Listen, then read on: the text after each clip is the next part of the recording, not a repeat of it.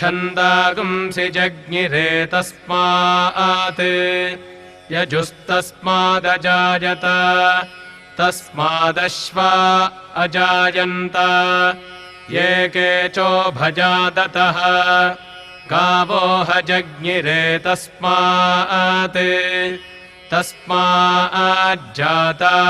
अजावजः यत्पुरुषं व्यदधुः कतिधा व्यकल्पयन् मुखं किमस्य कौ बाहू कावूरूपादावुच्येते ब्राह्मणोऽस्य मुखमासीत्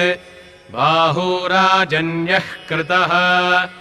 ऊरू तदस्य जद्वैश्यः पद्भ्यागं शूद्रो अजायत चन्द्रमा मनसो जातः